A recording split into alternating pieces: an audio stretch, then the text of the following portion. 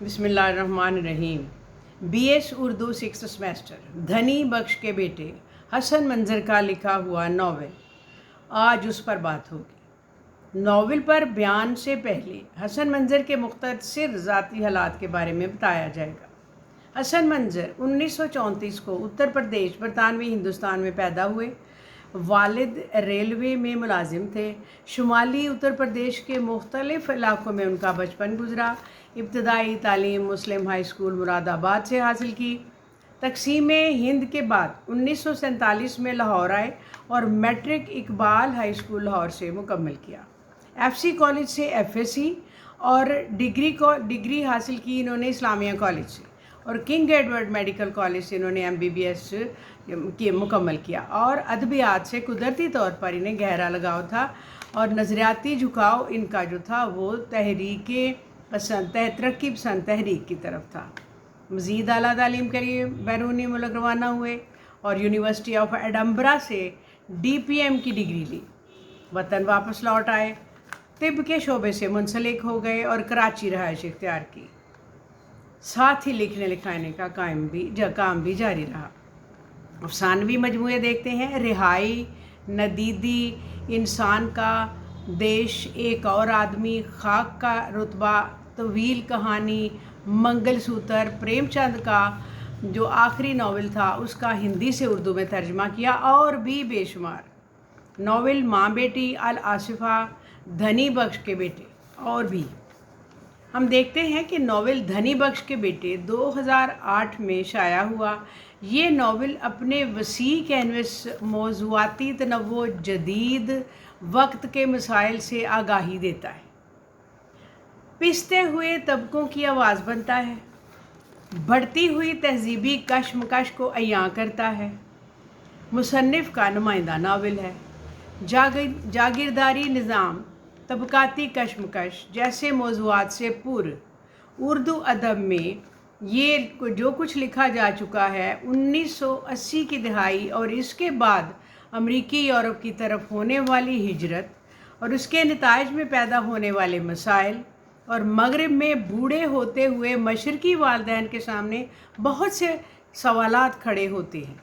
मसलन, इस मुआशरे में परवान चढ़ने वाले बच्चों का मुस्तकबिल क्या होगा, उनका मज़हब क्या होगा, और वो इस खुले डुल्ले माहौल में परवान चढ़ेंगे तो वो अपने अपने हिजान को कैसे काबू में रखेंगे। क्या वो इस घन चक्कर का शिकार हो जाएंगे जो अपने इर्द गिर्द वो देखेंगे। मौत के बाद इनको जलाया जाएगा या दफनाया जाएगा।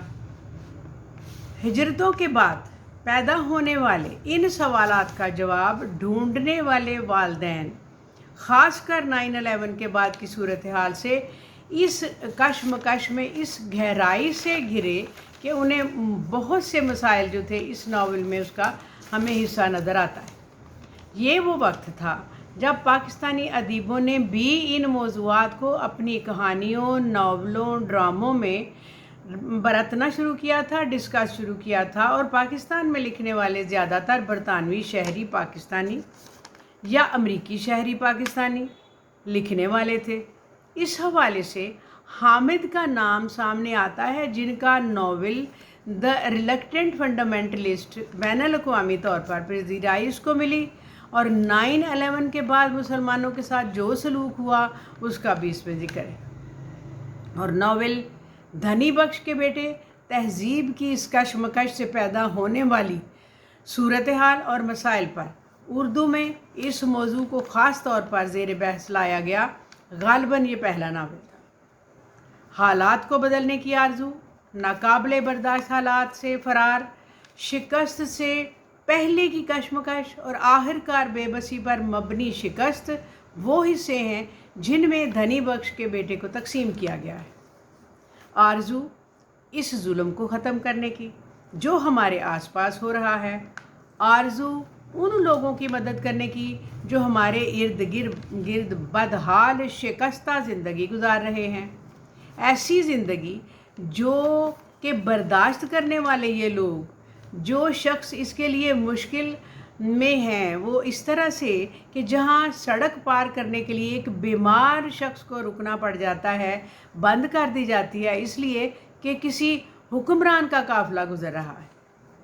جہاں خوبصورت عورت کی سب سے بڑی غلطی اس کی خوبصورتی ہے۔ یہ مسائل تھے بہت سارے۔ شادی کے ذہنی کی مطابقت نہیں، لیکن خاندانی عظمت اور حسن کو ترجیح دی گئی۔ ایسے ماحول کے جس کو شعور ہو جائے اس کی پہلی کوشش یہاں سے فرار کی ہوتی ہے۔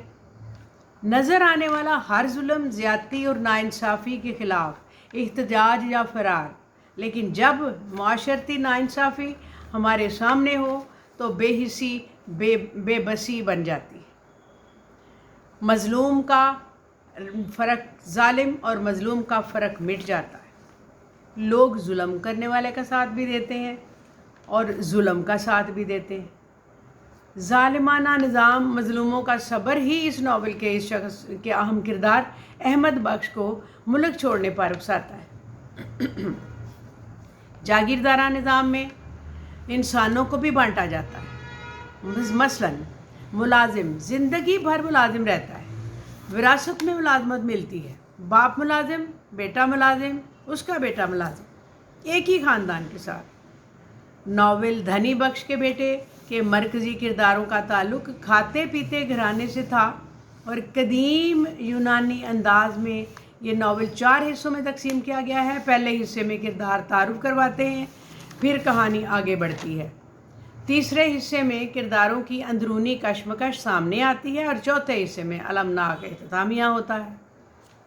احمد بخش کئی اس کی ذاتی ہیں، ایک قومی وفاداری کی، ایک سیاسی، ایک مذہبی اور ایک لامذہبی، جسے مارکسی سمجھا جاتا ہے، ایک مشرقی، ایک مغربی، اس لیے کہ وہ اسی میں خوش رہتا ہے۔ گو اولا کا کردار احمد بخش کے کردار کو فکری سہارا تو دیتا ہے، لیکن پھر بھی بعض جگہوں پر ناول نگار خود بات کو آگے بڑھاتا ہے۔ احمد بخش دھنی بخش کا چھوٹا بیٹا ہے اور ناول کا مرکزی کردار بھی بنتا ہے۔ وہ پڑھا لکھا، حساس طبیعت کا مالک ہے۔ 16 سال کی عمر میں احمد بخش 22 سال کا جو علی بخش ہے اس سے زیادہ سیانہ اور سمجھدار ہے۔ اگرچہ وہ انقلابی ہے، جو کہ اس زمانے کے طالب علم مارکسزم پڑھنے کے بعد ہو جاتے تھے، آس پاس ہونے والے مظالم پر وہ کڑتا ہے، عملی طور پر وہ کمزور ہے، تقریر بڑی اچھی کر لیتا ہے، کہیں عملی کوشش کوئی نہیں۔ ابھی وہ حکمرانوں پر تنقید کر رہا تھا کہ پوسٹ ماسٹر نے مشورہ دیا کہ بیٹا ایسی ایک تنظیم بناؤ جو لوگوں کو فکری شعور سے ابھارے۔ اس کے جواب میں احمد بخش نے لمبی تقریر کر ڈالی کہ حکمران ایسے ہی رہتے ہیں، ہمیشہ ایسے ہی ہوتے ہیں، جو آتا ہے حکمران ایک جیسے ہی کام کرتا ہے اور عوام بھی ایسے ہی رہتے ہیں، کچھ بھی نہیں کرتے۔ جس طرح ہندوستانی فلم میں کام کرنے والی ہیروئن 10 پوشاکیں بدل کر ڈانس کرتی ہے، ایک ہی جگہ پر موجود رہتی ہے، بدلتی تو کہیں نہیں۔ اور وہ خوفزدہ اور افسردہ ہے، اپنے بھائی کے بے راہ روی پر پریشان ہے، لیکن اسے روک نہیں سکتا۔ اس سلسلے میں مستقل مزاج نہیں ہے۔ انہی باتوں سے گھبرا کر وہ امریکہ چلا گیا۔ وہاں وہ معاشرتی آزادی کے لیے نہیں گیا تھا، وہاں کا ماحول وہ دیکھتا ہے تو اسے اپنے ملک کا معاشرتی سیٹ اپ یاد آتا ہے، جہاں بوڑھے والدین کو لوگ پوچھتے تھے، لیکن پھر بھی وہ امریکہ کو اپنا وطن نہیں مانتا اور اپنے بچوں کے مستقبل سے پریشان وطن واپس لوٹ آتا ہے۔ یہاں بھی وہ انفٹ ہے، یہاں بھی وہ نہیں پنپتا، اور دھنی بخش کا دوسرا بیٹا علی بخش ہے، جو جاگیردارانہ اور جاگیرداروں، ذمہ داروں والی تمام برائیاں اور تمام عادات کا مالک ہے۔ اکھڑ بد مزاج، بے حصہ، اسے اپنے سوا کسی اور کی پرواہ نہ تھی۔